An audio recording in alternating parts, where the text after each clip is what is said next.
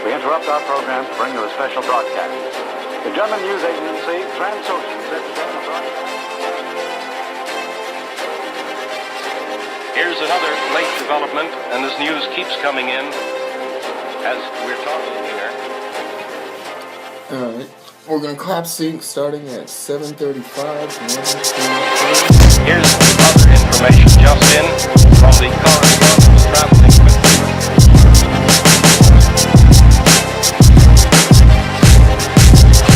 an important bulletin. Headline edition, July 8, 1947. The Army Air Forces has announced that a flying disc All right, everybody, we have a celebrity in the house. This is Hero, and I am bringing you the Identity Booth with our co-host who is joining us in episode 3. So, like, when we do the time trial for, like, episode 100, he's going to have to wait 3 episodes before he can celebrate. This is my boy, my good friend, co-worker, someone I can aspire to look to it for information and data, and most importantly of all, educated black man who's trying to make a difference in the world. And we're inviting my good friend Eric to the Identity Booth. Eric, say something to the crowd. What's going on? I'm glad to be here, man. Finally, I know we've been talking about this for months, but we finally carved out the time in busy schedules to, collab and get this thing going. So this is the Identity Booth, and Eric, as you know, because we talked about this was named by the people. So we have the people to thank for this. But as the Identity Booth states, you have to identify yourself. So we're going to run down a few questions just to get a better idea of who you are and how we can better understand who we're dealing with. Like I said, you're a co-host and great person. So let's get down to it. Where you're from, where you coming from, and where you going? Well, I mean, I don't have a very, very long story. I said the first, I guess. Good, because it's 30 minutes long. The first, I would say 23 years of my life, I pretty much just messed around, I graduated high school 17, went to college, didn't have to pay for college, and then, I just kind of messed that away. Where'd you go to college? I went to UT San Antonio. Okay. And got there and got mixed in with some people, joined a fraternity, 17 years old, don't know what you're doing, so, kind of, it was turned up every day. Yeah. Never turned down, and class was a second thought, third thought, depending on how drunk I was the night before. Oh, man. And, so I got academically dismissed, and I kind of came home, and I just thought college wasn't for me, so I kind of just floundered around and ended up getting into, like, sales jobs and, started making money that way, and then I kind of did that for several years. In 2010, I picked up and moved to Tampa, Florida with nothing. And got a scholarship to go to Bible college there. Did that for 2 years, where I met my woman, which is now my wife. Oh, man. You know what I mean? The wife. Yeah, hey, man. Yo, biggest blessing of my life, I'm going to tell you that right Shout out to the wife. Biggest blessing. To the wife. She is biggest blessing. Biggest blessing, man. So did that. I moved to Virginia, that was 2012, July 2012, moved to Virginia. Traveled. Yeah, man. Lived in Virginia for 4 years. I did a pastoral internship for there like a year and a half, and then I got a real job because you can't support a wife on an intern stipend. Man. And I wasn't cutting the mustard, so kind of did that. I ended up getting in the OPO world, the organ procurement organization. Okay. While I was there, I was processing tissue, so I was doing like a bunch of orthograph, sports medicine stuff, cervical stuff. Okay.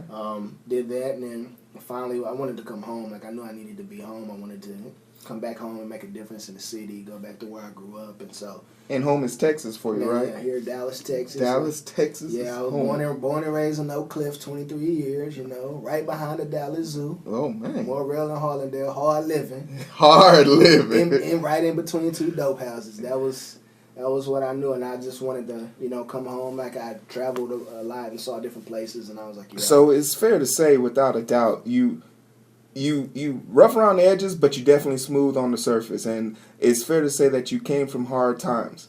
Yeah, definitely did, man. I was my mom, I have to give big ups to her, man. I didn't agree with all her methods, but she kept me inside a lot. She taught me how to read at 3 years old. She bought me a Collier's encyclopedia, and that was my thing. Read that, read the dictionary. You know, she had me reading Don Quixote at 6 and 7 years old. I want y'all to Google that because I know a lot of y'all don't know what that is. So go ahead, pause and find it. Order the book.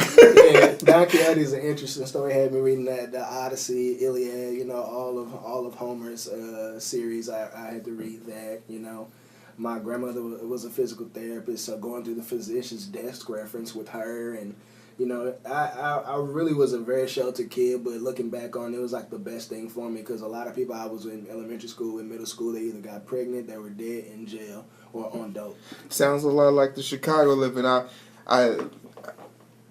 That's why I feel like we and you gravitate towards each other because we come from similar backgrounds, but more importantly, we understand the struggle. And I'm not a fan of people who don't respect the struggle. So yeah, the struggle, I think everybody needs to, at some point, if you just skate through life, man, you never appreciate the things that you have, and you never can put yourself in somebody else's shoes to understand, man, you know? It sounds familiar. What's our president's name? Anyway, what is So now we're talking about adult Eric, and we have you here.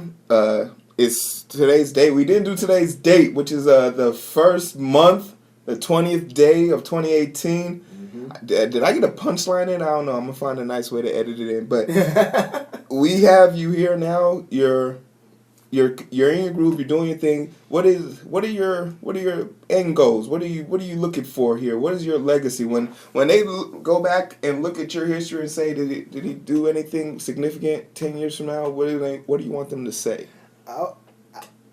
I grew up seeing people leave where I grew up and only going back to their school, never really actually making a deposit in the community, and it always bothered me as a kid. You know, we had all these football players and basketball players that went to the schools I went to and lived in the same neighborhoods and never ever went back. And you know, as I got older, the condition of the neighborhood just got worse and worse, and there was nobody who ever came and made any serious, you know, intellectual change. And that's my big thing, is about educating people, because ignorant people can't make any changes to their situation.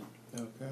And I wholeheartedly believe that ignorance is a huge problem, and a lack of resources to sound education. Ignorance might be the mental disorder, as we're finding out in our day-to-day political world. So it's a very important thing to say, and you're right. You know, your ability to make an impact, not in the immediate, if you can make an impact on the world but not the immediate people that brought you in the world, it kind of leaves a bad taste in the mouth of those people. The old saying is, get out the hood. Mm-hmm. No, I always reverse. I said, no, make the hood better. Exactly. Come back and make the hood better. Like, then don't leave the hood and go live in Malibu. Yeah. Bring Malibu to the hood. Yeah, I've learned, I've watched, you know, growing up, you know, anytime we wanted anything nice, we'd have to drive 20 miles north, you know, to go get any, or 20 minutes north to go get the nice things. And I always wondered why do all the nice places leave? And I'm like, no,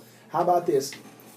Black people taking their money out of their community and going and spending it in a place where people don't look like them. And I said, how about I go and get money in a place where people don't look like me and take it back to the hood? How important is that to the structure? Because you hear that a lot, like buy black, FUBU. but what is Damon John doing now? He don't do FUBU anymore. I mean, but it's still the words still should resonate through our community. Yeah. But it's like the world is very difficult and very hard. So when you hear people say take money and put it into the black community, mm-hmm. What does that mean to you? Like, does that just only mean buying black? What else does it mean? All right, so I don't know if you've heard of a guy named Dr. Claude Anderson. No, let's say no. Yeah, Dr. Claude Anderson has a principle he calls powernomics, and he talks about how, you know, Asians get money and they recycle it in their community 8 to 10 times. Arabs recycle their money in their community 10 to 12 times. Jews recycle their money 12 to 18 times before it ever leaves their community and goes somewhere else. And black folks are the only people who get their money and don't recycle it or you spend it in the community in which they live. And so That's interesting. He said and the reason why black people don't have anything in this time right now is because we don't have a community and we don't have a culture that's strong enough to establish our own things and make people come to our community to patronize our businesses and bring us their dollars. And if we had everybody else bringing us their dollars, then we could go buy ourselves some politicians and get us some legislation passed to get us the changes that we need, because obviously that's the only way to do it. That's how everybody else does it except for us. We want to go out on the streets and hold up signs and riot and yell, and that's not the way to do it. And do you feel that's because we're 400 years behind, or because there isn't a structure for it? Like, that's what you just told me sounds amazing. Mm-hmm. But then I thought to myself, okay, I'm gonna go buy some black donuts. Mm-hmm. I don't know black donuts. I'm gonna take my girl out to go get her nails done at a black salon. I don't know. So is the issue for us finding these places, or creating these places? I'll say it like this. I think, first of all, the issue is education. You know, I was listening to an interview with Waka Flocka on Sway last night, and he says we got all these black folks in New York City living in the project.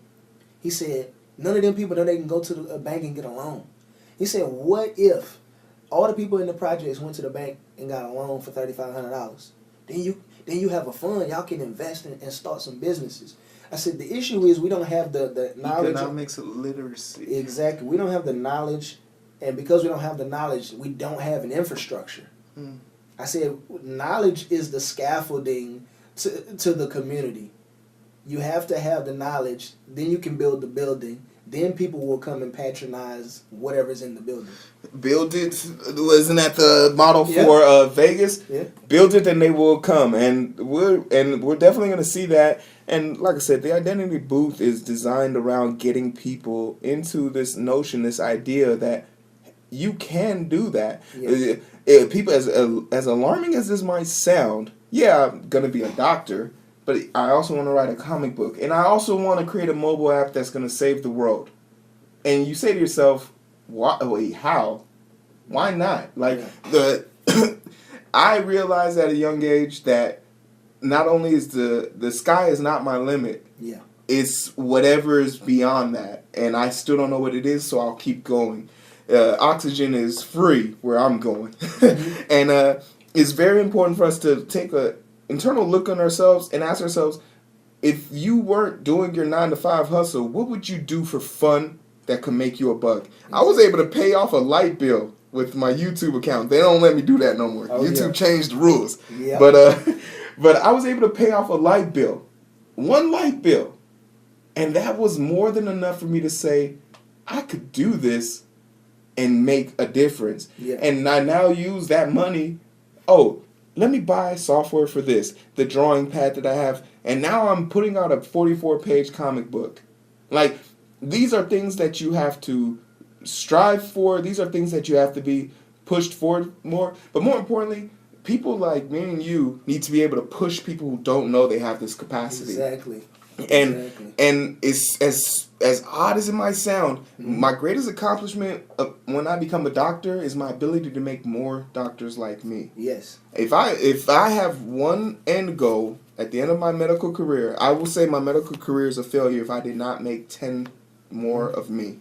Yes. If I couldn't go to some college and be like, hey, I heard you're trying to get into medical school, your grades are horrible, keep studying. But if you get in and you go into this line of medicine, I'll pay for it. That's something we need in our community. Exactly, and I feel like we don't know that everything we have is a seed. You know, if you being getting ready to enter into medical school, you becoming a licensed physician and practicing medicine, whatever that means for you, whatever your concentration becomes, being able to duplicate yourself in 10 people, what does that do? You know what I mean? So like your knowledge, your passion, your desire is a seed that you can deposit into somebody else that can then blossom into something. And the thing about seeds are, like they're very small, but once they blossom and take root, man, like there's fruit on the tree that everybody can eat from. And that's not a concept that we instill in each other. That's not a concept we instill in our children.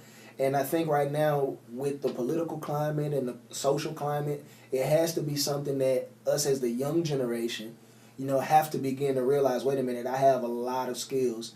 I need to find more like-minded people, and we need to sit down, figure out what's the most viable and what's going to be the most the easiest thing to do right now. Everybody needs to get behind that and support that. The easiest thing to do. That is a great point. That's a great point. And for right now, I guess we're going to have to figure that out on our way to... As me and Eric always like say, when people ask us when we're talking at work, what are you guys talking about? Just trying to take over the world, Just trying to figure out a way to take over the world, man. But let's talk about the world a little bit and get to the news. Well, actually, before we get to that, let's go to some quick bonus round questions. Favorite color? Purple. Idol? I don't have any idols. You don't got one idol? I don't have one idol, man. One person other than your wife you wouldn't mind having dinner with? Ooh, man, that's a tough one. I don't really know, man. I've never sat and thought about that, man. Who I would... Dead or alive? Oh, man. Okay, I'll take the bet. Warren Buffett. I'd like to sit down for 30 minutes. Warren Buffett. I gotta know why him? His name is the Oracle of Omaha. That dude has... Okay, so you know how Warren Buffett got started? He got started in trading at a young age, but his first company ever bought was Berkshire Hathaway. He bought the company for $3 million on a handshake deal. From a lady who started it. She was a Russian immigrant, and she started a company called Berkshire Hathaway, furniture company. Yeah. And now Warren Buffett owns Berkshire Hathaway, but nobody knows the history behind Berkshire Hathaway. It's a freaking furniture company, man. And from that, he took that. Warren Buffett got rich by buying companies, building them up to be profitable, and selling them. He's like... The Patriot effect. Patriots take you, make you amazing, give you a Super Bowl ring, then trade you for millions of dollars. That's exactly but that's what you're supposed to do. It's like... He's like the real estate flipper, except he does it for major corporations. If you go to Berkshire Hathaway's holdings and look at the companies they own, you'd be shocked. They own insurance companies. They own real estate companies. They own like something like Acme Brick, Benjamin Moore Paint. They earn the Nebraska Furniture Mart. Yeah, it's what Berkshire Hathaway Furniture was. It's now Nebraska Furniture Mart. He owns that. He owns another. I mean, they own like over 100 companies. Well, then I guess my question was stupid. I now understand why you would want to have dinner with him. So we got color. Who you want to sit down with? One thing somebody should never approach you with. Why is this that bullshit? Yeah. Don't come with. I'm not gonna say. I'm saying don't come at me with the foolishness. Don't come with the foolishness. No. All right, and this was just for. Do you like your races quiet or loud? My races? Your races quiet or loud? I love my races loud. Okay, all right, that's fair. Hey, I like to hear them, but I also like not the quiet ones. So when I do find them, they're like, oh snaps, he found out how. What did I say? What did I do? No, we're gonna hunt you down. Oh yeah, I like races out in public. I told my wife the story. I said, which would you rather have? The racist that sits next to you in the cubicle that wears a suit every day just like you, or would you rather have the guy with his hood and his dress on calling you the nigger to your face? I said, which one would you rather? I said, because the one that's sitting next to you, he just gets angrier and angrier and angrier every day because he resents you. You're obviously better than him, and what's gonna happen? He could explode at any point, and you never know. Yeah, that's that. Billy, yeah, I've had enough. All right. So now we can get to the news. We got a little bit of a list here, so let's not hesitate on this. But the first story we got up is the topic of the 19-year-old girl that got her leg broken. I personally did not look at this story, and I didn't even bother trying to look at it before we met because I wanted you to speak on this because. Like I said, regardless of what the identity booth is to you, it's an umbrella under Project DTO, and our objective is to make our community better by using ETO to our advantage and using any from transparency to obligation, anything you want to do, ETO is going to provide it for you and give you the opportunity to use that information. So tell us a little bit about this story. Man, so my dad sent me a video several days ago, and apparently this story happened back in July of this year, June or July of this year. July of 2017? Last year. And I forgot what year it was already. It's happening to everybody, trust. Yeah, and so the way that the young lady recounts the story is she was walking to one of the corner stores to go get. It was hot outside. It was probably like, they said it was like 103 degrees that day. She's walking to go to the store and, get, I guess she wanted a treat or something. I forget exactly what she said she was going to get. But she had a backpack on. She had several bottles of water because it's 103 degrees outside. Yeah. And so she walks there and she, on the way there, and then she gets right in front of the store and she decides she doesn't want to do it. So she's walking back. She gets to the corner. And a police car pulls up behind her, and she looks and she keeps walking. Then another one pulls up in front of her. They stop her, and they tell her to take the backpack off. She's like, "Did I do something wrong? Like, what's going on?" And it's like, "Give me the backpack." And she was like, "But what did I do?" And the officer told her to turn around. She looked behind her, and there was a canine already out of the car on the leash with one of the officers. She's like, "Okay, here, fine, take the backpack." And so she says, they ask her where she's coming from. She's like, "I'm walking home." And the officer tells her to come here. And she's like, "I don't know why." She's like, "What did I do?" And the officer punches her rendition of the story. And she says the officer punches her in the face. They tackle her on the ground. They sick the dog on her. The dog bites her on her thigh. She has these huge gashes on her thigh, all down her leg, where she had to receive several stitches. She was in the hospital for several days. And she was then cuffed behind her back, her hands, and then her ankles were cuffed, and she was thrown in the back of the police car. And she said when she was in the police car, she could hear a guy saying, "That's not the person, that's not the person." Now, this young lady, her name's Tatiana, she's 5'2", 120 pounds, and the alleged person that the police were supposed to be looking for was a black male, 5'10" to 6 feet tall, 160 to 170 pounds, with a shaved head and a transient appearance. I was like, how could you confuse 5'10" to 6 feet, 160, 170 pounds for a girl that's barely over 5 feet, 120 pounds soaking wet? And I looked at her. She looked maybe 120 pounds. I mean, I think that was being generous. Mm. And apparently the police officer's account of the testimony was that they stopped her, asked her where she was going, and she proceeded to jump on the police officer, pushing him to the ground and punch him while she was mounted on him. And the officer said that he pushed her off, that he had struck her, but it wasn't enough, and so she mounted him again, at which point they had turned the dog loose on her, and they were finally able to subdue her. So they're trying to charge her with aggravated assault against a police officer. And I was like, first of all, how is a grown man cop going to say 120-pound young lady jumped on him, tackled him to the ground, mounted him, and pushed him? What does that? First of all, what does that say about him as a man?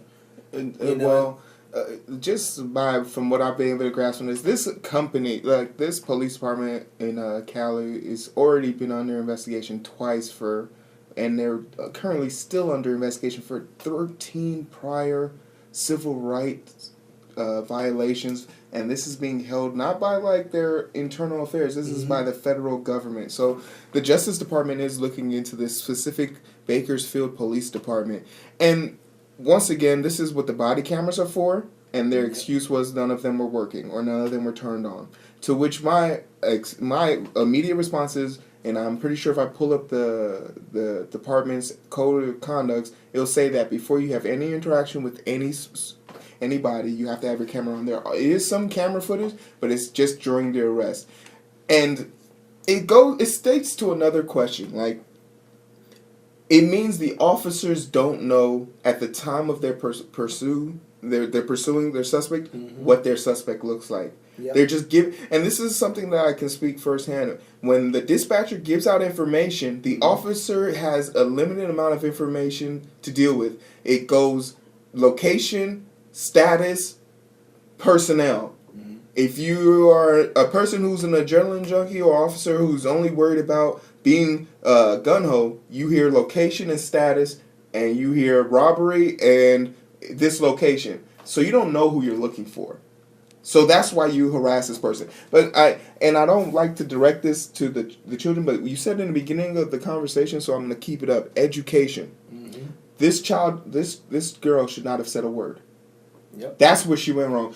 I'm here to tell you guys, when you're dealing with officers, they know nothing about the situation going on. They're as dumb as you are. Yes. The only difference is they know you will talk.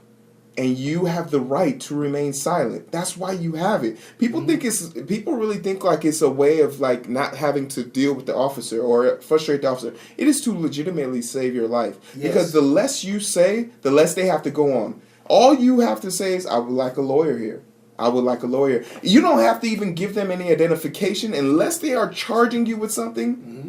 Then you have to identify yourself. But by identifying yourself, all you have to do is give your ID. If you don't have your ID on you, I don't have any identification on me, and that's it.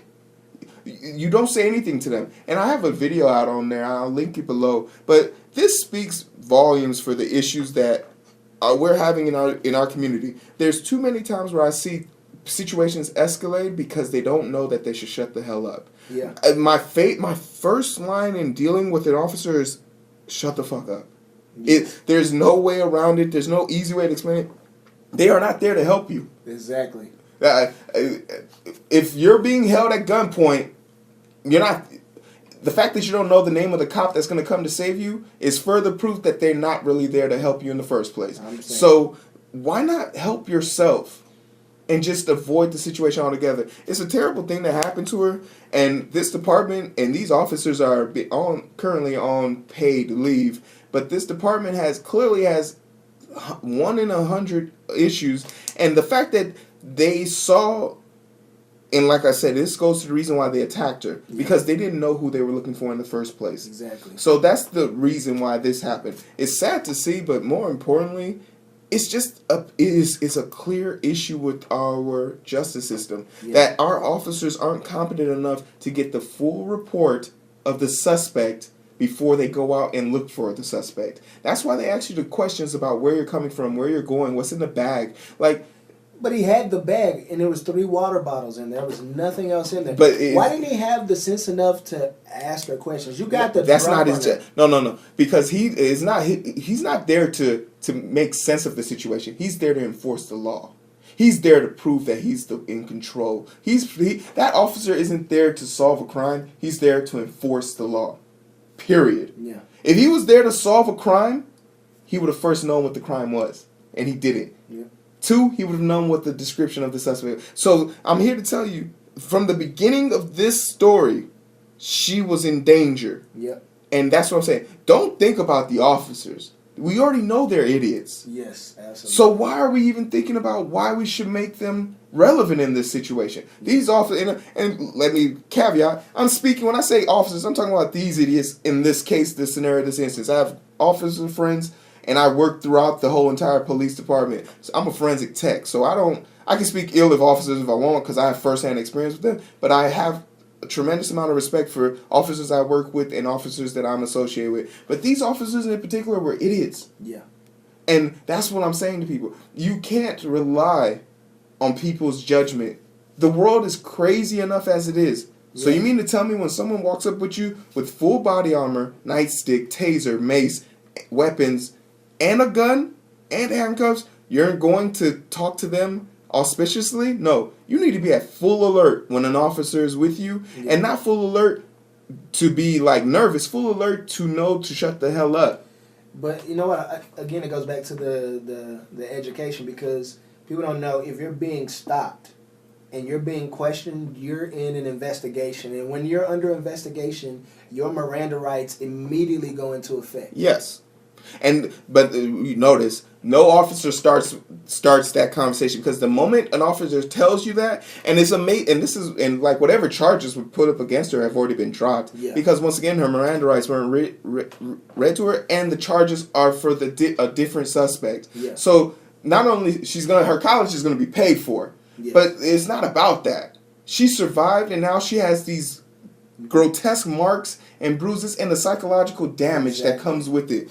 This is not an even trade-off. No. This is not an even trade-off. These officers should be in jail. Hands down. But our system is designed to protect them, because there's a lot of these officers, especially they're snowflakes, man. Yes. Look, if you get a chance, I'll post the link to the story below. But look, once you look at this guy, overweight, obese, I'm pretty sure with this type of aggression, if I look into his backstories, I guarantee there's something I can find in his back files that will tell me that this person didn't become an officer because he was interested in helping people. He became an officer because he was looking for bad guys. But we know bad guys don't come outside. Bad guys sit in offices at the top of Trump Tower and steal money from the weak and powerless. The bad guys are not roaming the street with 3 water bottles. No. So this story, we'll get a follow-up and let you know what happens in the future. But for right now, damn, come on, guys. Let's get the world together. But we do have one follow-up story, and that one follow-up story is about that neo-Nazi. I don't know if you guys know about this story, but I talked about it in the other 2 podcasts. But basically, in Virginia, a 17-year-old neo-Nazi was dating a 15-year-old. The parents of the 15-year-old girl did not approve. Shocker. They had an intervention. They went through multiple steps to get this kid to kind of realize that this isn't right, this isn't what he's doing. And once he didn't comply, they made the 15-year-old break up with the 17-year-old. And you have to think about that for a second. I'm not going to tell you what race they are. I'm going to just let you think. I'm going to give you this scenario. Becky, listen to me. This guy is a neo-Nazi, and based on what we know, from what I can see, they're good people on both sides, but he's not on the good side. Yeah. So, Becky, we need you to break up with him. Mom, I'm not doing it. Why? Why won't you listen to us? We're only doing what's best. You don't know what's good for me. And the story goes. But Becky ended up realizing that, he is a little bit crazy, and she broke up with him. And this 17-year-old neo-Nazi did not take that lightly, because he snuck into their house, the 15-year-old girl's house, and executed the mom and dad. Yeah. And then tried to commit suicide on himself. And he failed. Damn it. But he has brain function, and the doctors think he will make a partial recovery. And this brought up questions of charges. Mm-hmm. And today we found out that they plan on charging him as a minor. Which is crazy for that state. I lived there for 4 years, and I know all too well that the first place I lived in the Hampton Roads area was in Norfolk, and I stayed in Norfolk. I know some people out there. Yeah, man. I lived on Jason Avenue, so the people out in in Tidewater Park, Barrard Park area, they know where that's at. So right off Tidewater and Jason, and at the end of my street, there was a murder. And the guy who was a murderer, he like 19 years old. He was a heroin dealer, known heroin dealer. He had shot a cop earlier that year, like 6 months ago, and got acquitted, like killed him. They dropped the ball on the prosecution, the evidence, everything. So he got off. So it was crazy. But him, I mean, that man under the jail. But I see they used to arrest a lot of young kids out there, because there's a lot of young kids out there, 16, 17 years old. Who saw heroin. Heroin's big out there. I mean, and they were throwing these kids away. I have friends that I work with that's like, so-and-so just got locked up for selling this and selling that. And I'm like, why are they giving these kids like the maximum first offense, first time getting arrested, and getting the maximum sentence? What race are they? You already know. Okay, so then we know the answer.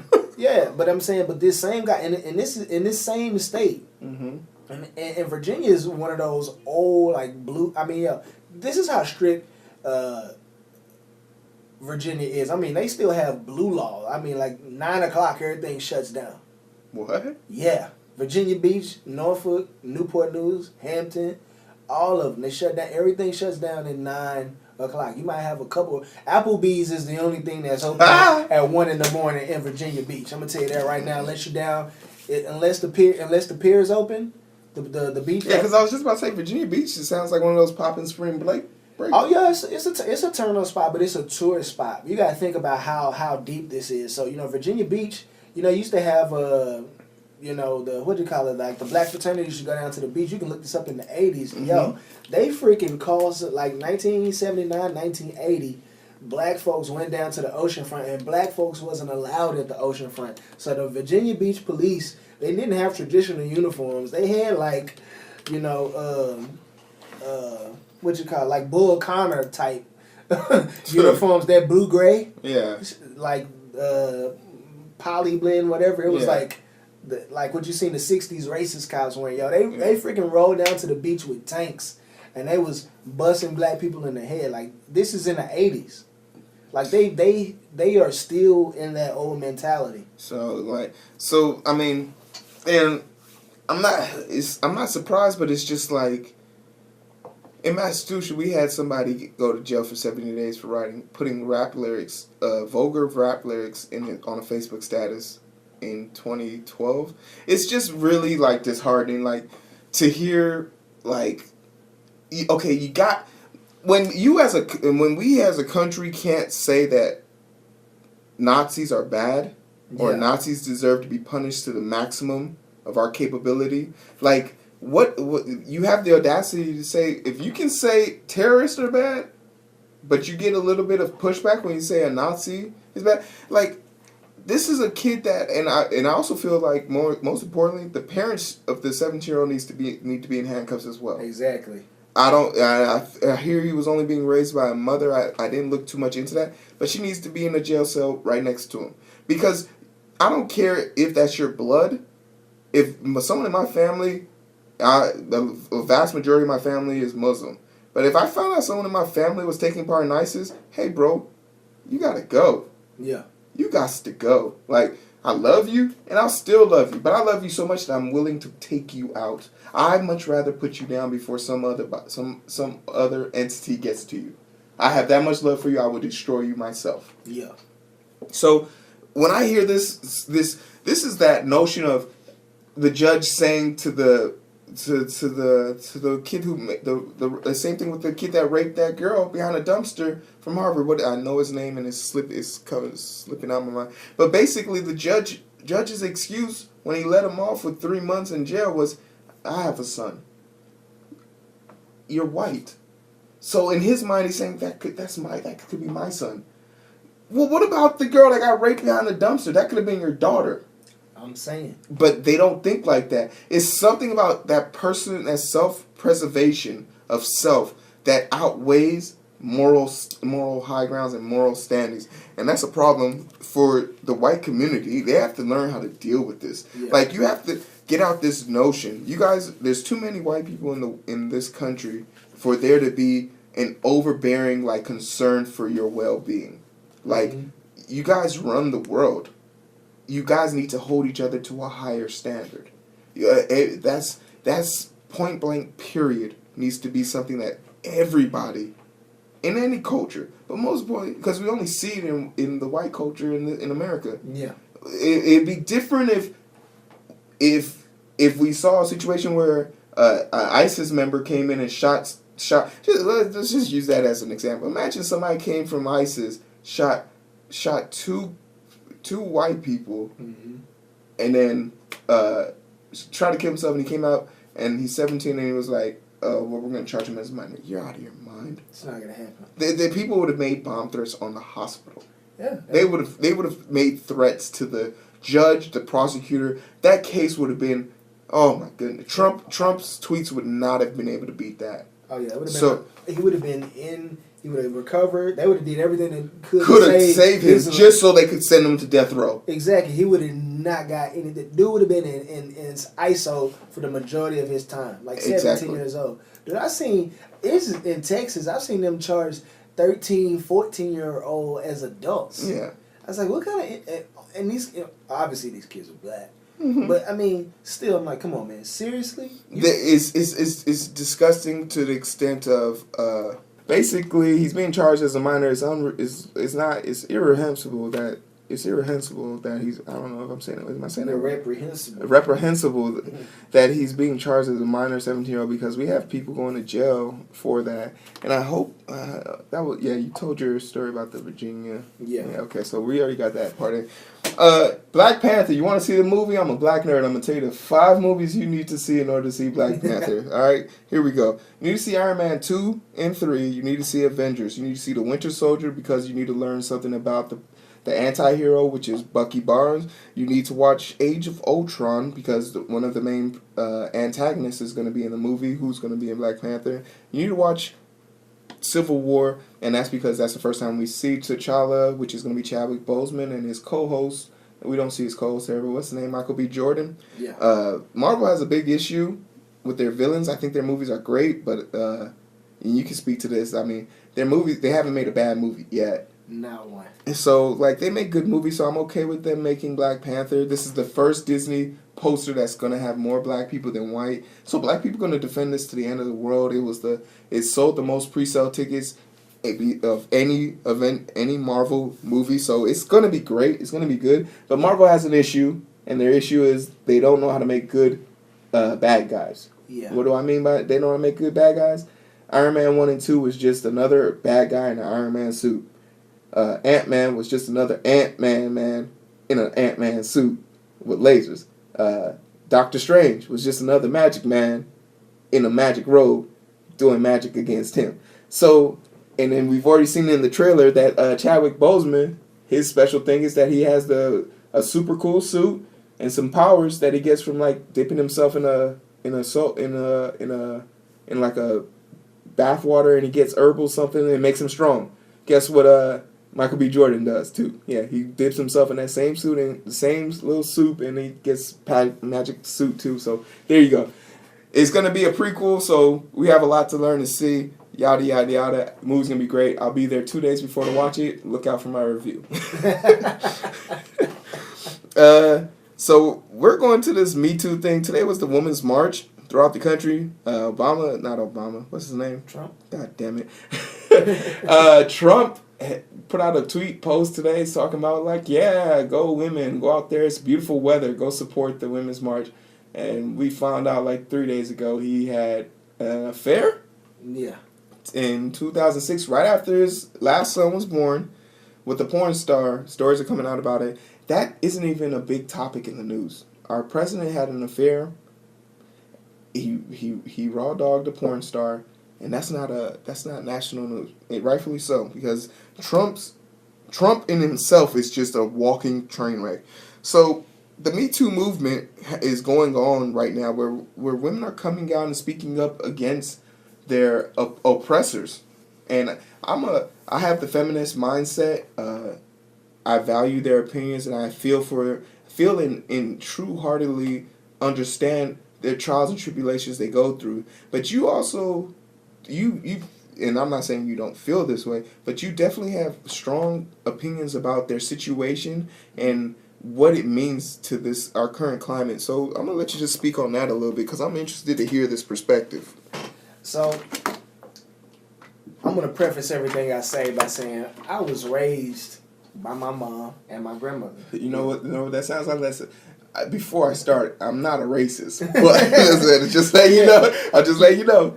You know, but what I will say is, the way I feel about the hashtag Me Too movement is the same way I feel about Black Lives Matter.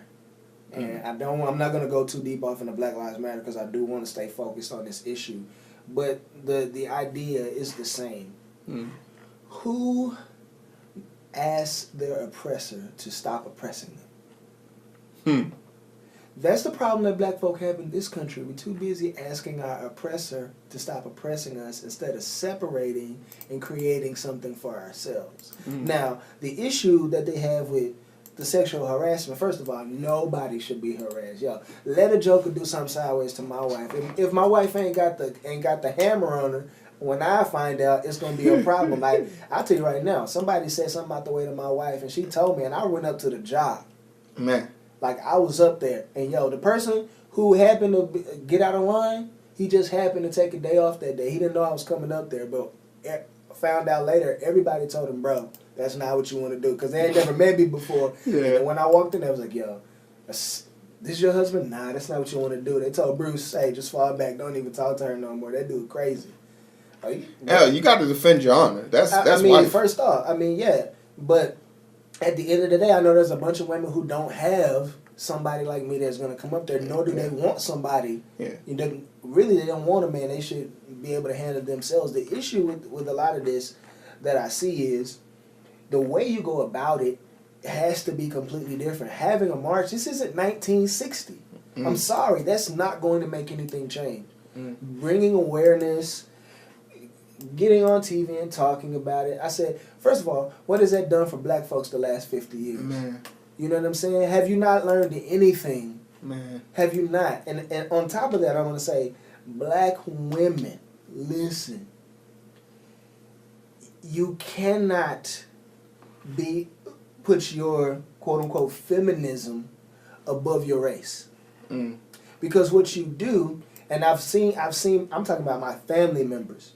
I have family members that call me a male chauvinist, to say I'm a misogynist because they think I control my wife. Well, you have to ask your husband to do thus and so. Well, why do you have to tell him? Well, why is he calling you? He trying to check up on you, see where you are. He said, no, I didn't tell him where I was. He doesn't know where I am. But even so, that's what's the It's just respect. Like, yeah. It's like if I'm going out of town, here we fly out a lot for the job. Yeah. I always tell my wife, hey, I'm getting on a plane at this time. I'm going to Abilene. I'm going to Corpus Christi. What if something happens to the plane, and I didn't tell my wife where I was going? She would never forget that. You know what I'm saying? It's just a respect thing. You know, I mean, I'm chasing a rabbit, but the main point is, like, your race comes before your sex. And that's a good point, because I'm looking at, I don't have the picture pulled up, but there's a picture of a black female at the march holding up a sign saying white women voted for Trump too.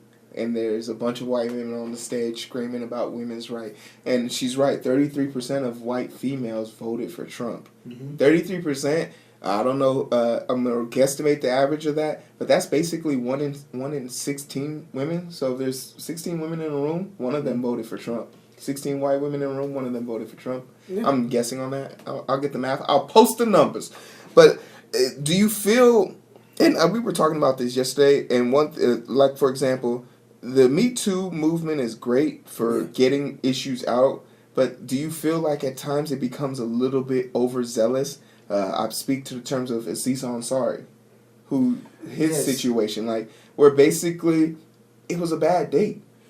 100% a bad date, but I don't see, like, there's... Allegedly. But there's got to be a delineation between...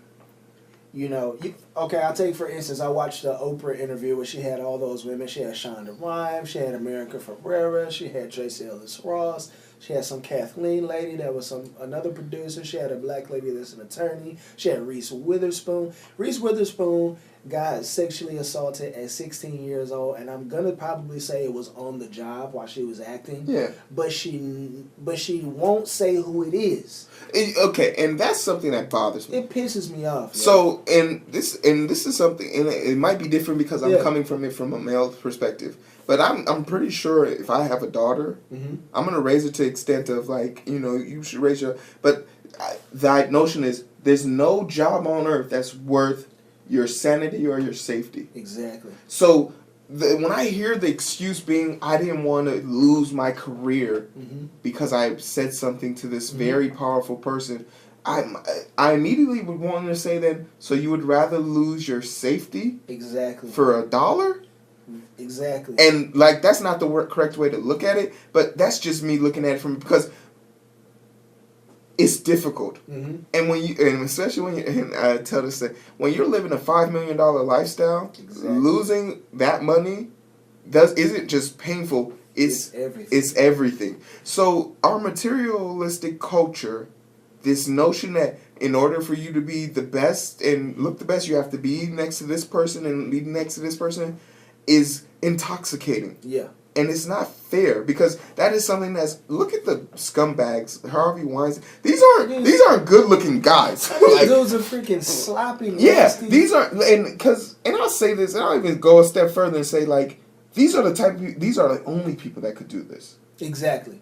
The Harvey Weinsteins of the world, I hate this comedian. I hate him with he's the worst comedian. What's his name? Louis C.K.? Yes, I fucking hate him. Like, he's a trash bag. So, and then you find out and this guy had the goals, Louis C.K. had the goals to then use the events of how he used to harass these women in his comedy sketches. That he made money off of making fun of harassing women. But you know what gets me is that you can when they pan into the audience, women are laughing. Oh yeah. I'm like, okay, so you'll laugh at his joke, but Louis C.K. is dead serious in everything he says.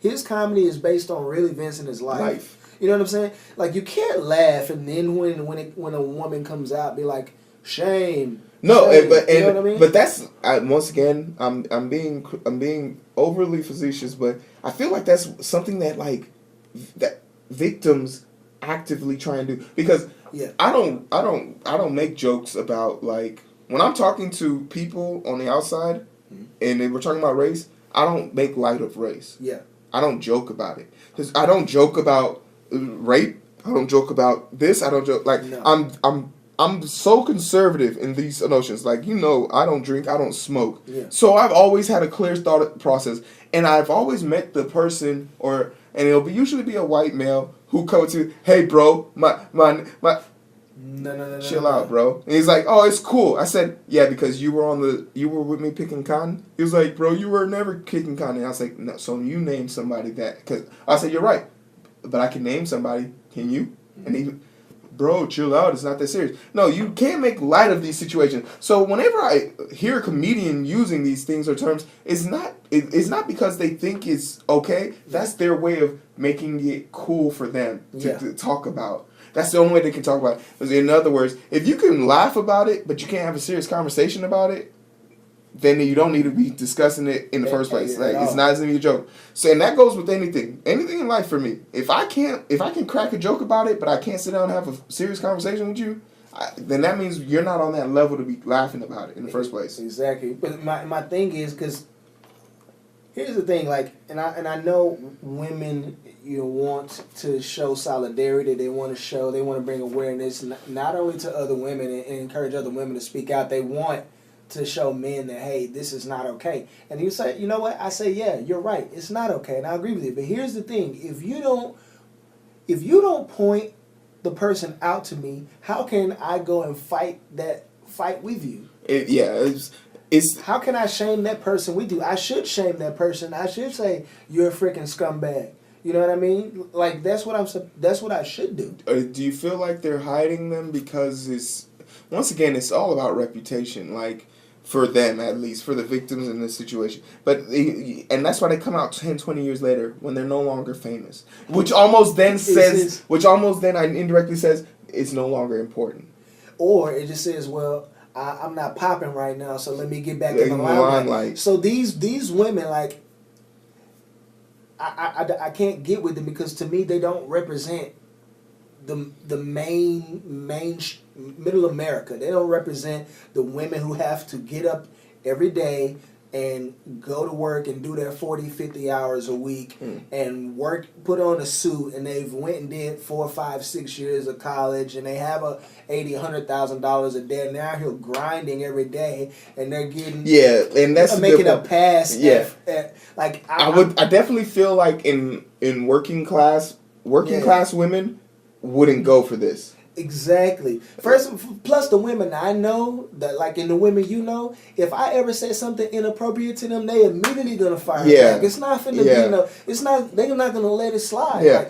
And I feel like this goes further, like, because I'll also say this: there is a culture, at least as to my understanding. I'm here to tell you, I would be a virgin if there wasn't that second win chance. In college, I played sports. I was a cool kid. I was a big deal. I was an athlete. Like, I was the big deal. But, like, I'm not going to sit here and tell you that girls that I invited to my room, I wasn't handsy with.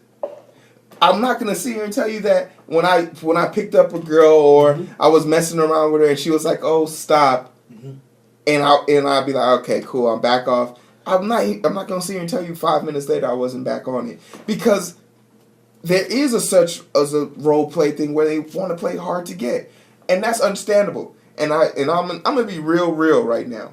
I remember the first time I met a girl who I was fooling around with. It was after a party. She had one too many. I saw it. I took advantage. But this is the difference between me and somebody who doesn't understand weakness. Yeah. I know let's go over the facts. It's after a party. She tells me she wants to go with me. Her friends say no. Yeah. She fights them over it. It becomes a brawl. And they end up going their separate way. She ripped her girlfriend's shirt to get away from her. So it was serious. And I understand why this girl wanted to come with me, because that was something important. That was iconic. Oh, I'm walking away with Hero. That was something to brag about. I don't know why. I wasn't that cool. but I saw the intent. And she had one too many. She gets back to my place, and I'm fooling around with her. But there was an instant where I knew she wasn't comfortable. Like, there's a difference. I don't know what the word is, but there's like this playful, no, quit playing, we mess around. But then you still get the kiss, and it goes, and you roll. Mm-hmm. Okay, technically, I did force myself in that situation, but it wasn't a no. Yes. It was a kiss me on the neck 10 minutes later and try your luck again. Mm-hmm. It was a fight for it. They want to make you work, which is understandable, and I respect that game. It's definitely an art in the game and a level of understanding. But in this particular situation, I felt her freeze. And I don't know if you're a man who can still physically be turned on when you feel a girl lock up like that, and you'll know what I'm talking about. If you're a male and you've ever experienced, or you're a female and you've ever experienced this, where you lock up, there's not a breath. Mm-hmm. That immediately sent a signal to me and said, "Is everything okay?" And I just see one tear, and I say, "Hey, look, I don't know if anyone's ever told you this, but let me be the first." And this is me as a 19-year-old male, sophomore in college, I have the world at my fingertips. These were my exact words to her. I don't know if anyone's ever told you this, but if anyone ever puts their hands on you a way you don't like, and you're not feeling it, you need to say stop. Yeah. Those are the only fucking words you need to say. Exactly. And that's a clear message, because I feel like if another dude got to that crossroad, in their mind they thinking, shit, it's been 3 weeks, I've been backed up, I'm trying to get mine. But they didn't hear the word stop, so they just say, shit, fuck it, let's go. You need to make it painfully clear that is not an option. And I don't know how it went down after that. Mm-hmm. I called her friend, got her friend to come pick her up. Like, I woke them, like, yeah, you gotta come get her. And she was crying, no. I'm like, hey, look, I get it. Like, you locked up before. I don't know if this is your first time. I don't care. But it happened. Mm-hmm. And because it happened, now you know how to deal with it. So try me again next week. Better luck. But it's not going down tonight. Yeah. And that's a level of maturity that I got engaged from my parents, from my mom, from my society. This is me understanding how powerful I am as an individual. Yeah. The fact that I know that I could have easily had that, but what would that have done to her? Exactly. As males in our society, especially black males, yes, you need to be innately aware of your queens.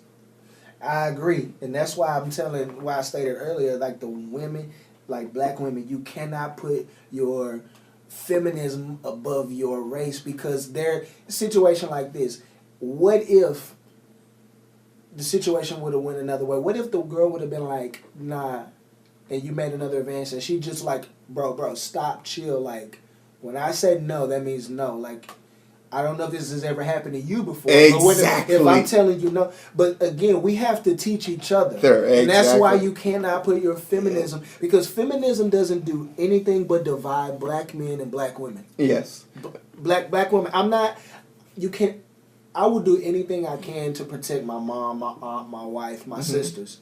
You know what I mean? Yeah. But sometimes it's funny how I'll go out of my way to protect my women in my family, but they think I'm a misogynist. They think that I'm controlling, and it's funny because they don't ever say this stuff to my face. No, I mean, no one's because conflict is something conflict is hard to digest. One, but these women are my elders. Moreover, I'm a rookie in my family, but I dare a woman in my family to speak ill will of me in front of me. Not only because big bad. No, I'm the leader of my generation. Exactly. I'm the man of my house. Like, my advances and my questions and my trials and tribulations, even my direct orders, are not above approach. Yeah. But you have to, as a woman, understand, or rather, the understanding I've received from growing up in my household is that you first let your man speak, and then you bring him to the side in the shadows to say, this is how I really feel. And that's something that goes both ways. Yeah. Because, once again, it would be irresponsible for me to be sitting here having a woman lecture me on a topic and then just be like, no, you speak to me like this. No, that's not how it goes. That's happened with me and my wife. Like, I've done something and my wife was completely uncomfortable. I had no idea. When everybody left, she says, don't ever do that again. It made me feel, so I was like, oh, I'm sorry. Yeah. I didn't even know. Conflict is, as uncomfortable as it is something I truly enjoy. But it's necessary. Like, and I learned in that moment, like, okay, there's something about my wife that she's not going to tolerate. And okay, but it taught me something about her, and it made me, it forced me to look at myself and be more aware of what I say or what I do. And at the end of the day, like, the reason why when she did that I loved her even more is because she could have embarrassed me in front of my family. And she chose to keep it private. How powerful are we? You know what I'm saying? How powerful. And that's what I'm saying. Like, and I feel like today that's a lost thing. Like, a lot of women today would rather fire me up and embarrass me so that they can make me feel like they can make me think that I will feel the way that they felt in that moment. When them pulling me to the side, maybe I really just was completely ignorant. And I'm not saying ignorance is an excuse, but if I'm really ignorant of something, you never know. Yeah, like I hear that comparison because the situation that innately happens is I wouldn't be as fazed if a person wanted to have a yell match with me. But the part that would kind of faze me, the part that would make me sit up at night and, like, while you're sleeping, like, if I had a girl, is the part where after the party we walking out, I'm laughing, having a good time, shooting fingers at, hey, catch you later, and we get in the car and she just says, hey, real quick, that's not how things are done. And this is how it made me feel. And just know, if you ever do this again, you will not be seeing me anymore. That right there has me say, oh, snap, let me get it together. You know what I mean? You hungry? Like, was there something I could do right now to fix it? Yeah. And it's like, no, there's nothing you can do, but now you know.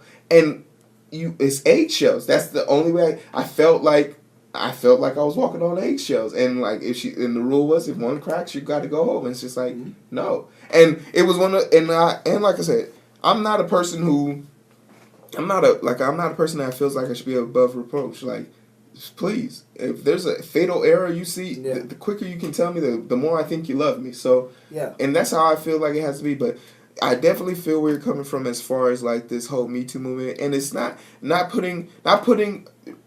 Women have it tough. Black women have it even worse. Yeah. Use your assets and your allies. The black woman is always going to be the shield of the black man. And as a black man, it is your job to make sure that shield never has a scratch on it. Period. And it works both ways. It does. I cover and protect my wife, and she covers and protects me. Yes. You know? And there's a conversation me and you had offline that speaks magnitudes for it. I was shocked to hear that, but not necessarily shocked to hear her response, but shocked because even as me as a black male, my response time wasn't that quick. Mm-hmm. So when I heard her response to a question I was asked of her about you, I was like, damn. But that's because we've cultivated a relationship, and in the relationship is the foundation of the relationship is respect. That's the number one thing. Like, we'll have to hold on, God, say that again. What's the foundation of your relationship? Respect. Shit. Because here's the thing. Like I told my wife, I said there are 7 things that a man can do, that a man must do to keep and please a woman, and there are 7 things a woman must do to keep and please a man. And both of the first things on the list is respect. I mean, we'll have to do another podcast on the 7 things. I want to know this top 7. Oh man, like it's heavy. We're gonna go to top 7. We're gonna figure that out. And I'm tune in for that one. That's gonna be a doozy. So, I mean, but that's the thing. Like, me and her, and the reason why it's respect is because we both agree that our love for each other is a decision. It's not a feeling. You know what I'm saying? And because we've decided to be this way, it's like, the way that I cultivate the love that I have for you is by respecting you. That's the way you can tell I respect you, I honor you, I put you above myself. Like, I wouldn't do anything to you that I would want you to do to me. You know what I mean? Like, so I'm not going to embarrass you because I don't want to be embarrassed. Exactly. It's not, I feel this way, so you need to feel this way.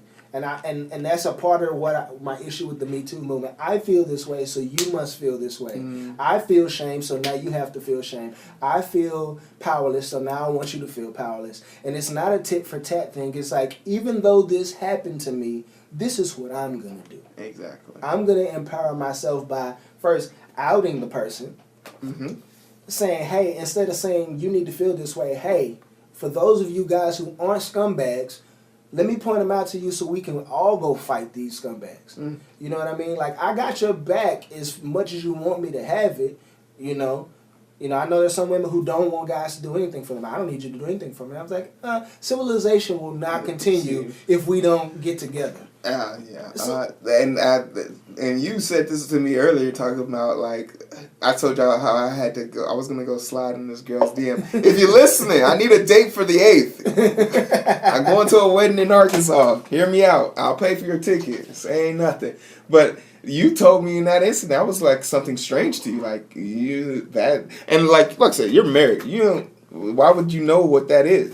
But that's something that happens these days. If a girl likes 3 of your pictures, you gotta slide in her DM. Like, that's a sign. So, like, so these are things that I have to, like, navigate. And there's this one girl on my IG page. You know who you are. I'm going to slide. I promise. It's just I've been busy. But you've liked at least 7 of my pictures. And I appreciate it, and I want you to know I'm going to slide. It's just I've been busy. And if you know who you are and I'm talking to you, just go ahead. Where do you stay? Like, I've been trying to figure out for the longest because I was trying to get sushi the other day. But anyway, it's sort of how it works. And like I'm going to slide a little bit off topic, but basically the modern day way of like us dealing with women and men relations has become grotesquely unadulterated and unfiltered. And we need to kind of get back to a lifestyle or a way of communicating with each other and not allowing the materialistic world on the outside to push our agenda. There's no way that your job should outweigh your own safety. Yeah. So with that being said, power to the women out there. Yeah. But when you're marching, make sure you know who you're marching for and what you're marching for. And most importantly of all, make sure you know what the person who's marching next to you is all about. Come on, man. Exactly. So, we got 2 more topics on here. Where we at? This is definitely the same thing. So we got an hour right now. But let's go ahead and kill out these last 2 topics. What do you... actually, let's kill this one because we already know that our president is a shithole because he... I mean, these are his words exactly. You can't beat me because he said it. President said himself. Grab me by the pussy. So he said it, so can I.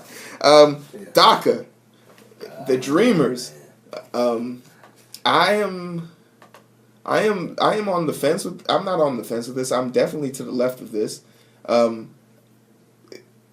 Being in a situation where I know DACA individuals, because when you hear DACA, a lot of people looking at Hispanic, Latin American, Latin, Mexican immigrants, and in reality, a vast majority of the DACA recipients and individuals are from over the sea. Yeah. India, London, African nations. So I know dreamers. I know dreamers who've come in, and when you see the stat where 36% of immigrants who came on the Dreamer Act, not 36, 96% have degrees and have flourishing, pertinent jobs or economic value to their community versus the 36% of Americans who get a degree and don't return value back to the community. It makes you say, what is the issue with DACA? And my innate answer is, there is no issue with DACA. Our president is just racist. Wow, that's a big statement. You're on the left of us. I'm on the right of it. I'm very traditional, I guess, when it comes. I'm more or less follow the Constitution. My stance is, if you're born here and you pay your taxes and you're law-abiding citizen, you stay. If you're here illegally, you need to go. What if you were brought to the example of the kids? Your parents came here and they brought you as a child. You gotta go. I mean, they've been here for 13, 14, 15 years. The way this society... you should be punished for the sins of the father? The way society progresses is that there's a law and order. Law and order is paramount in a diverse society. Your parents committed a crime and you're involved in the crime. Okay, so here's the issue. What if the 13-year-old realized, you know what, I'm here illegally, maybe I should go? I'm not saying that that's going to happen. Obviously, it's not going to happen. I'm just saying, if law and order was paramount, like it should be, then their conscience should say, wait a minute, there's a process that I need to go through. Okay, so I mean, all right, and I'll give you that. But should they not be given, especially if they're now flourishing and adding to our community on a level like nobody else who was born here? So their parents commit a crime to put our laws in jeopardy. Like, they put us in a rock and a hard place because, first of all, no,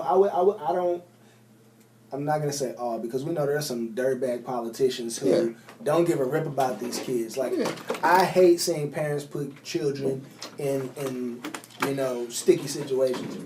And the kids didn't ask for it. The kids don't have a choice. They go where their parents go. They don't have the ability to take care of themselves, provide for themselves, what have you. However, if we don't kick them out, then there needs to be a punishment for you breaking the law. Okay, you're here now. This is what we do to Americans who break the law. But once again, you have to punish the person who committed the crime. As a child, so we don't have to punish the child, but those are they're the ones that are being punished right now. Okay, because the parents are either gone or they've gained their citizenship. Okay, so the ones who have their citizenship, we have to find a punishment that's, that fits the crime. Because how do you punish somebody who came here illegally? And let's be clear, they didn't come here; they were brought here. No, I'm talking about the parents. The parents are. I mean, but as far as DACA is concerned, the parents are not an issue. DACA is usually primarily concerned with the children. The DACA, the Dreamers Act, these are basically for the 13, 15-year-old, 18-year-old kids who were brought here as the ages of 2 or 3. I'm sensible enough. I mean, and I'm not a Republican by any means. I would consider myself, pretty much down the middle. I'm very conservative when it comes to money, but I'm very liberal. I have some probably more liberal on some things than a lot of Democrats, and Republicans probably would disown me for some of my social stances. But when it comes to that, I don't ever think a child should be punished. So that's primarily the issue we're having right now, is that Trump is okay with letting these kids be sent back home. And I can understand. I can completely understand his point of view with that. Like, of course, there's a process. However, you need to punish the parents. And I'm not saying they need to go to jail, obviously, because they have kids. You can't go to jail. But if you send the parents out, you leave the kids here, Now you have 13, 15-year-olds being left. Here in CPS, I mean, I just because I know I have an aunt and uncle who are foster parents, and they have a lot of kids come through. Some of them young, some of them started in their teens, and I see how troubled they are. I would never ever say put these dreamers in the foster care system, because that's only going to ruin their life. Mm-hmm. You know what I mean? So I'm definitely not for that. I think they should have every opportunity possible to finish school. But here's the deal: once these kids get grown, there needs to be, okay, mom and dad, you've done your duty as a parent. Your kids are of legal age. You have to deal with what you did. And I mean, I feel like that's fair. A suggestion that I was thinking about is maybe making the country of origin levy out some type of financial. Now I'm all about that. Give me money. Yeah, but then you have to think about the countries that a lot of these people are running from are from war-torn countries. Yeah. You can't expect a place like Papua New Guinea. I'm not saying they're under attack, but they're not paying the gut enough. Yeah. But I also have to remind people, this is America. Yeah. Everybody here, everybody probably listening to this right now was brought here. If you want to be honest, I have different views. If you weren't a Native American, you were. But who are the Native Americans? Native Americans to me are native to this land. Who were when Christopher Columbus got here, the people he found.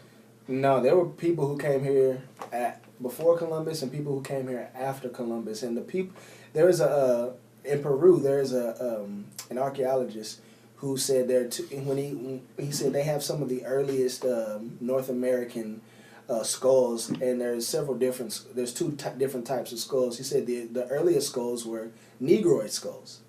I could definitely say that because that's us. Yes, and definitely, but also I'm basing that I'm definitely allowing him to base that theory also off of Pangea. We have to remember that when these places broke up, people who were on one side went there, so they were rightfully there. But it's very clear to me that African individuals, while we might have had ancestors who were part of that cycle that came here, they were definitely through the gene cycle weeded out because they weren't the predominant anthropologic. That same scientist said he believes that the Mongoloid people, which is the other skull that he found, came several hundred years after the Negro people. Yeah, definitely. So it was definitely a process of evolution, a process of gene pool cancellation. But if I want to speak directly to native land, where we talk about where people were legitimately exorcised out of their land, that is the Native Americans. That's my ancestors. My grandmother's mother was Blackfoot Indian. Okay. Her grandfather Blackfoot Indian, and then the people on their other side Cherokee. So I'm dark skinned. My father's family migrated to Texas from Alabama, but they're Native American. They're not African. All right, and perfect example. And this is something a lot of people don't know about Trump. His great-great-grandfather came in as a shoe signer from Ireland, Irish, and he owed a bag tax of 13 cents back then. Yeah. And he worked on the docks, and he would have been back then. Irish people were being discriminated against. Exactly. If you can believe early 1900s, late 1800s, early 1900s. Yeah, they were being discriminated against. So his families are immigrants, and he technically was the result of a dreamer. Yeah. As annoying as that is, there are people out there who are depending on this. You can't, as a nation, America has done a lot of horrific things. Yes. And we've also put ourselves in a position to benefit from these horrific things. If America was replaced with the UK, those bombings that happen every day there, because they're right next to the place that we decided to prop up wars, be happening here. The thing that makes us fortunate is we have a pond between us. Exactly. So with that in mind, and especially with everything that's going on, we as America need to build our resources, not as a physical matter, but off of people, of value. We need more people of value in this country. I agree. And when you have you have to remember the Dreamer stipulation is very strict. You have to graduate with a degree. You have to maintain a certain GPA, and you cannot if you get any criminal charges, you will be deported immediately. So it's not like these guys are the worst of the worst. These are the breadwinners of communities. Like I said, a lot of them have gone on to start businesses that are vital to their community. I just feel like Trump is a racist, and he's going to use them as a bargaining chip because he wants to build that wall. It's not going to happen. It's funny. Me and my dad were having this conversation. I was like, dude, it's not going to happen. It's just not going to happen. We don't have the government shut down. We don't have money for the government to function. Where the heck are we going to get? Are we going to put ourselves further into debt? Because Mexico don't have the money to pay for the wall. And everybody was talking about that. Like Mexico would go into collapse if they paid for the wall. Oh, but I tell you what, there's a lot of people from the U.S. who are moving to Mexico, and it's not really getting talked about. There's a lot of business people move. You know, they just legalized marijuana. I don't want to get too off topic and start talking about that, but there's a lot of people moving. I follow a lot of expatriates on YouTube, and a lot of them in Acapulco, Cancun, Cozumel. They're down there starting businesses, making millions of dollars. And a lot of people are starting to see that America is not the place it cracked up to be. Yeah, because the drug cartel, the deadly drug cartels are no longer the people you see on TV with the guns and the tattoos. They're businessmen now. They are, exactly. They have trade routes. Oh, you want to transport 13 tons of your drugs through my jungle? You got to pay a transport tax. That's how they make money now. Back out there. Yeah. So they're get their hands dirty. Yeah, they are business. Like you hear about these pictures, and that's why I always laugh because whenever we catch, we call them drug runners. Yeah. They are so useless to us. Yeah. It's almost we might as well let them go because they don't know who the owner is. Yeah. They just know that why are you doing this? He's paid for my daughter's school. Yeah, and that little shipment was a diversion. Exactly. They moved the 10 times the amount while you weren't looking. So so final thoughts on it. Do you feel like those children should be punished for the sins of their fathers? No, I definitely will concede that to you. We shouldn't punish the children, but we should punish the parents after the children have reached legal age and so are you feel independent. All right, so you feel like there should be some consequences, but the children shouldn't be. I feel like the easiest way to go about dealing with DACA is traditionally just leave those kids alone. But really, when it comes straight down to it, is we as a society have to get away from that because whoever you are listening to this, there's no way you can tell me you've honestly been affected because of an illegal immigrant. Now, granted, there are definitely those that come in and commit heinous crimes, but you are 10 times more likely to be violated verbally, physically, or mentally by an officer before you are by an immigrant. And I will definitely agree with that. So, once again, we have this extreme fear about terrorists when you are 9 times out of 10 more likely to be killed by white supremacists in America. Our fears are misplaced, and it's because of our government. And I will say this about the Republican Party. They know how to sell fear.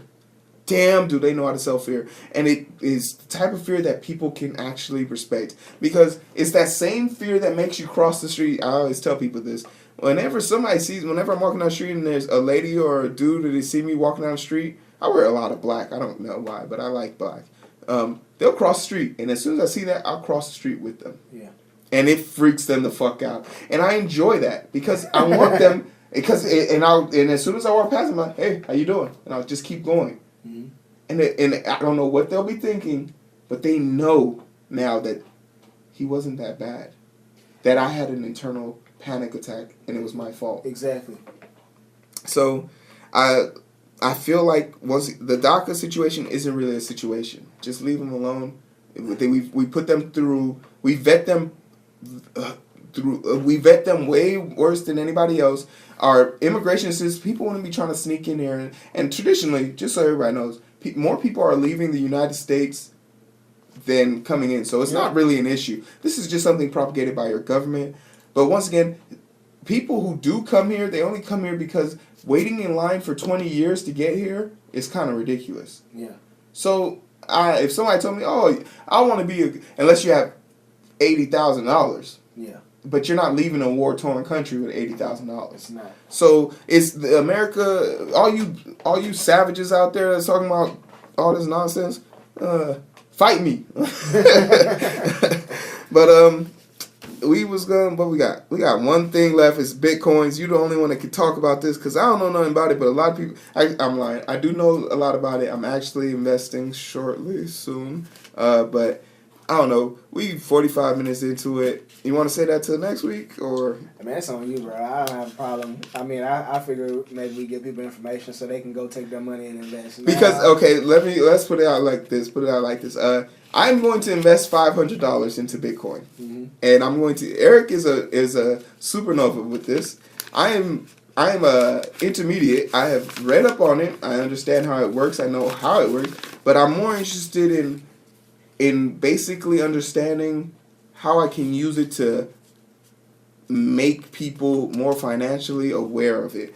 Because it's not going away. It might in 3 or 4 years, but it is still going to be there as an identity of making money. So once again, I don't know something. Someone does know it, and I'm going to use this as a prime example to bring it full circle. We as a people need to educate not only the people on how to do it, but we also need to push them in the direction of doing it. Yeah. So I'm going to take an investment leap on this, and we're going to use this to update you. We'll use the Bitcoin to update you guys with and let you know how it's going. I don't know when I'm going to put that money into it, but I'm going to get a certain amount of money. My goal is to put a total of $500 into it and see what happens. I'm going to give myself 2 weeks. So 2 weeks, 500, and we're going to have some fun with it. But for all intents and purposes, this podcast is going on for a minute.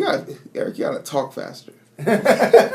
I can fly through this section, and we can come back to it. Maybe we'll make a finance a topic next week. Maybe we make that a recurring thing. To always talk about it. Get this money. Get this money. So basically, we'll call it quits for today. Let's do the rundown. Eric, where can they find you?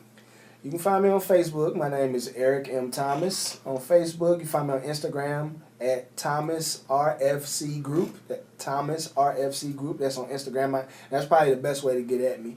So, yeah, just get at me. Let me know what you think. If you say, hey, Eric, you were a complete idiot about this, I'm like, hey, man, appreciate it. I mean, I respect the dialogue, man. We got to keep the dialogue open. We should be able to exchange ideas without trying to come at each other's neck. Maybe you can provide me a perspective that I didn't see, and maybe I said something that provides you a perspective that you didn't. So let's build each other up, not cut each other down, and let's keep it going. But Thomas RFC Group on Instagram. And for all intents and purposes, if you got a question, comments, concern, you can leave it in the comment section. We're on iTunes, iPodcast, and you can also find us on YouTube. They both go up simultaneously, so you have no problem finding us. But if you have any direct questions you want to leave for the both of us, you can reach us at project_ETO at yahoo.com. But if you're more of a Google fan, you can go project.eto1 at gmail.com. You can find me, Hero, at project_ETO for Twitter and Instagram, and just Project ETO on Facebook. But this has been the Identity Booth with your boy Hero and our lovely co-host. Thank you for joining us. Finally, 3 episodes in. We got him. Got him. And my boy Eric. And this has been the Identity Booth. And as always, I'll leave you guys with this going question. Did you find yourself this week? Did you work on your dreams? While you've been listening to this, have you gotten a little bit better? If not, I encourage you to get better by the time we meet here again. And for all intents and purposes, it's been an Identity Booth. We've introduced you to us. Let us know who you are in the comment section before. Please like, share, and subscribe. Give this to an enemy, a friend, your family, your grandma. Grandmas listen and watch YouTube videos higher than children these days. Put your grandma on some game. But thanks, guys, so much. I appreciate you guys listening. This has been the Identity Booth. This is Hero. And Eric. Thanks a lot, guys, for joining us. We'll see you next week or whenever we get here. We out, though. Guys, stop. I can't believe we had to record this for a second time.